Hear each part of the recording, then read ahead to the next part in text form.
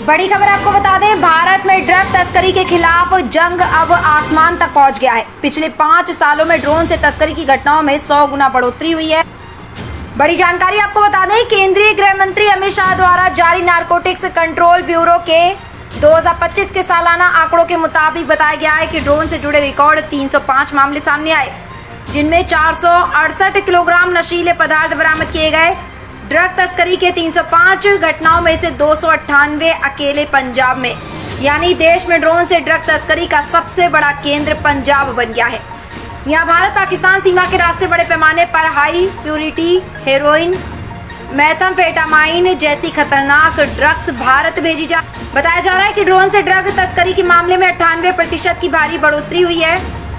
2021 और 2025 के बीच फार्मास्यूटिकल दवाओं के गलत इस्तेमाल में कुल मिलाकर 77% की बढ़ोतरी हुई। साथ ही जानकारी ये भी दे दें कि सालाना जब्ती की मात्रा 2,43,111 किलोग्राम के उच्चतम स्तर पर पहुंचने के बाद थोड़ी कम होकर 2,37,390 किलोग्राम पर आ गई। पंजाब में नशीले पदार्थ के सेवन की नई लहर देखने को मिल रही है। सबसे ज्यादा 8.95 लाख कोडीन वाली कफ सिरप की बोतलें पकड़ी गई।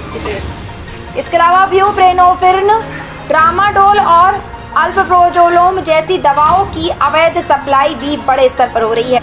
हवाई रास्तों पर निगरानी तो बढ़ा दी गई है, लेकिन कुरियर और डाक से होने वाली तस्करी अब भी बड़ी समस्या है। मामलों की संख्या 174 पर स्तर होने के बावजूद पोस्टल चैनलों के जरिए जब्त किए गए नशीले पदार्थों की मात्रा 972 किलोग्राम थी। पिछले 3 वर्षों के आंकड़ों के मुताबिक अधिक 30 गुप्त निर्माण प्रयोगशालाओं को नष्ट किया गया और 102 लोगों को गिरफ्तार किया गया। साथ ही महाराष्ट्र, राजस्थान और मध्य प्रदेश में बड़ी संख्या में मौजूद इन ठिकानों पर मुख्य रूप से भारी मात्रा में मेफेड्रोन, एफेड्रीन और गैर कानूनी साइकोट्रोपिक गोलियां बनाई जा रही थी। इन बड़े नेटवर्क से निपटने के लिए अधिकारियों ने अपनी रणनीति में बड़ा बदलाव किया है और इन कार्टेल को चलाने वाले अंतर्राष्ट्रीय नेटवर्क और उनके आर्थिक आधार पर कड़ी कार्रवाई। आपको बता दें, बड़ी जानकारी जो सामने आई है, ड्रग तस्करी के मामलों में 747 विदेशी नागरिकों को गिरफ्तार किया गया है। इसमें सबसे अधिक 203 लोग नेपाल, नाइजीरिया के 146, म्यांमार के 97 लोग शामिल हैं। इन विदेशी नागरिकों की गिरफ्तारी के साथ एनसीबी ने जब्ती करने के बजाय पैसे के स्रोत का पता लगाने वाली रणनीति अपनाई है।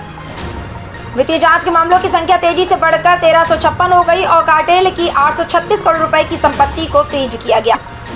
5 साल पहले जब्त की गई 164.93 करोड़ रुपए की संपत्ति की तुलना में बहुत बड़ी बढ़ोतरी हुई।